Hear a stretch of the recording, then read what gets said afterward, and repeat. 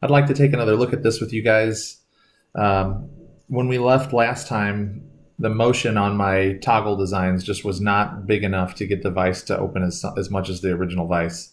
I know it's a major concern that the inlet wouldn't be open wide enough for the curved boards. So rather than go ahead with trying to make a toggle assembly that we knew we weren't going to be happy with, I kept thinking about things. What I've come up with is a design that's very similar to what you already have, with a couple of key differences. The main one being the ball. So if I cross-section this, you can see what I'm doing here. I took a couple of Bimba cylinders that are off-the-shelf cheapies. You can see the part number there, SS250 by 2s. Those are space savers, not stainless steel. It stands for space saver. I can get a couple of those and tie them together with one plate that gets you the same mounting as the original, and also has the back for those two cylinders.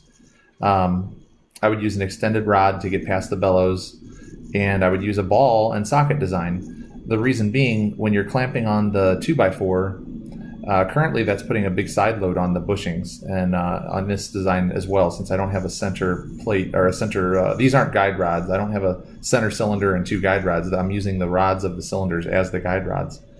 Any side load that we put on that is going to prematurely wear the seals. So to get away from that, if I make this a ball and socket, then as this, let me just kill this bellow here.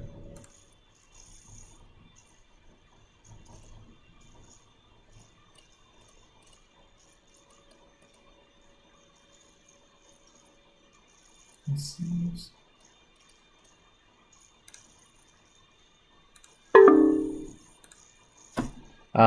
So if I get away from that, then as this approaches, the force will be equal in the center because I've got a standoff bolt coming through here to hit that, and that would make sure that there's no side load on this cylinder rod.